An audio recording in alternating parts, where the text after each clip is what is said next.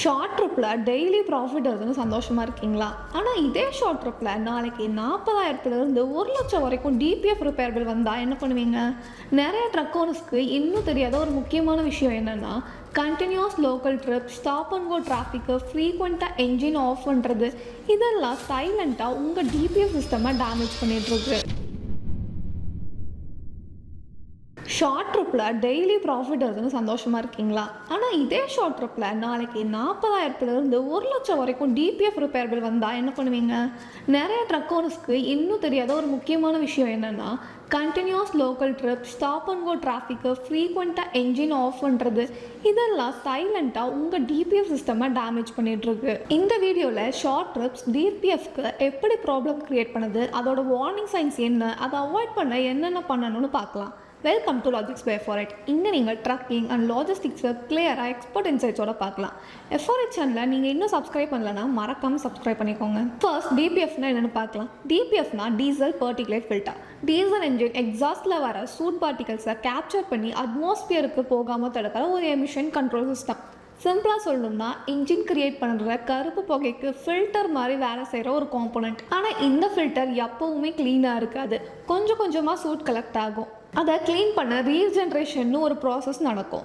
அந்த ரீஜென்ரேஷன் சரியாக நடக்கலனா தான் ப்ராப்ளம் ஆரம்பிக்கும். ஷார்ட் ட்ரிப்ஸில் ப்ராப்ளம் எங்கே ஸ்டார்ட் ஆகுதுன்னு பார்க்கலாம். Local loading, warehouse shuttle trips, city distribution, port to yard movement, இந்த மாதிரி ரூட்ஸில் ட்ரக்கு கண்டினியூஸாக ஷார்ட் டிஸ்டன்ஸில் தான் ட்ராவல் பண்ணும். என்ஜின் ஸ்டார்ட் ஆகும், கொஞ்சம் நேரம் ஓடும், ட்ரிப்பு முடியும், என்ஜின் ஆஃப், மறுபடியும் ஸ்டார்ட், மறுபடியும் ஆஃப். இந்த சைக்கிள் தான் டெய்லி ரிப்பீட் ஆகும்.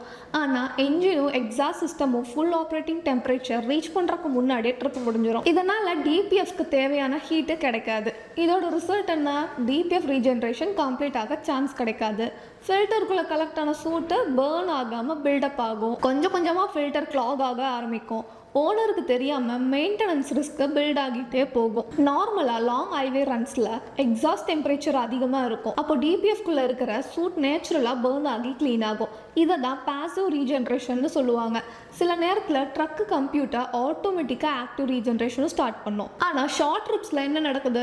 ரீஜென்ரேஷன் ஸ்டார்ட் ஆகும், டிரைவர் டெஸ்டினேஷன் ரீச் பண்ணிடுவார், என்ஜின் ஆஃப் பண்ணிடுவார், சைக்கிள் கம்ப்ளீட் ஆகாது. இந்த இன்ட்ரப்ஷன் திரும்ப திரும்ப நடந்தால் சூட் லோட் அதிகமாக பில்டப் ஆகும். ஃபைனலாக டிபிஎஃப் பிளாக் வரும். ஆட்ப்ளூ சிஸ்டமும் இம்பாக்ட் ஆகுமா? கண்டிப்பாக ஆகும். BS6 ட்ரக்ஸில் SCR system and AdBlue system exhaust heat மேலே ரொம்ப டிபெண்ட் பண்ணுது. கண்டினியூஸ் லோ டெம்பரேச்சர் ஆப்ரேஷன்னால சில வெஹிக்கல்ஸில் AdBlue crystallisation, nozzle deposit, SCR efficiency issues மாதிரி ப்ராப்ளம்ஸ் டெவலப் ஆகலாம். அதனால் இது டிபிஎஃப் இஷ்யூ மட்டும் கிடையாது. எமிஷன் சிஸ்டம் ஃபுல்லாக மெயின்டெனன்ஸ் காஸ்ட்டே இன்க்ரீஸ் ஆக சான்ஸ் இருக்குது. டிரைவருக்கு முதல்ல தெரிகிற warning signs. DPF blockage increase ஆகும்போது ட்ரக்கு சில சிக்னல்ஸ் கொடுக்கும். டேஷ்போர்டில் DPF warning light, frequent regeneration request, fuel consumption increase ஆகிறது, பிக்கப் குறையிறது, என்ஜின் பெர்ஃபார்மன்ஸ் டல் ஆகிறது, ஃபோர்ஸ்ட் ரீஜென்ரேஷன் மெசேஜ் வருது. இந்த சிம்டம்ஸ் எல்லாம் இக்னோர் பண்ணுனா சிச்சுவேஷன் இன்னும் சீரியஸ் ஆகலாம். ஃபோர்ஸ்ட் ரீஜென்ரேஷன்னா என்ன?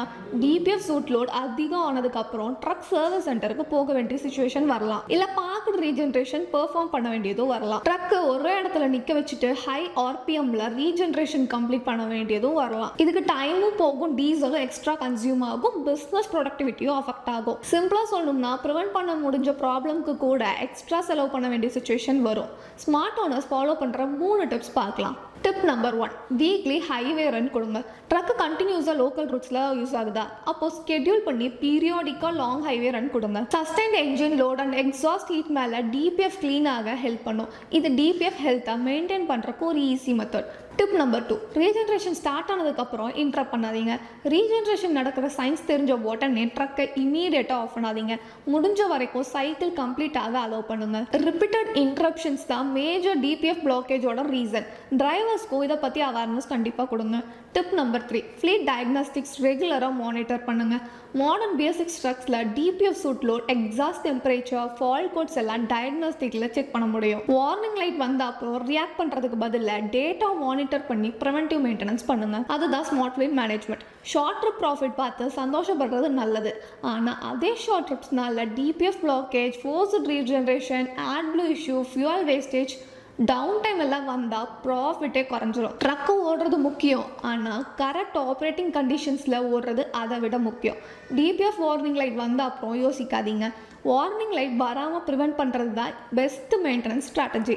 நீங்கள் உங்கள் ஃப்ளீட்டில் டிபிஎஃப் பிளாக்கேஜ், ரீஜென்ரேஷன் ஃபெயிலியர் இல்லை ஆட்போர் ரிலேட்டட் இஷ்யூஸ் ஃபேஸ் பண்ணியிருக்கீங்களான்னு உங்கள் எக்ஸ்பீரியன்ஸை கமெண்ட்டில் கண்டிப்பாக ஷேர் பண்ணுங்கள். BS6 ட்ரக்கை கரெக்டாக யூஸ் பண்ணுன்னா அதிக லாபம் எப்படி கிடைக்கணும் டீட்டெயிலாக தெரிஞ்சுக்கணுமா, அதை பற்றி நான் ஆல்ரெடி ஒரு வீடியோவில் டீட்டெயிலாக எக்ஸ்பிளைன் பண்ணியிருக்கேன்.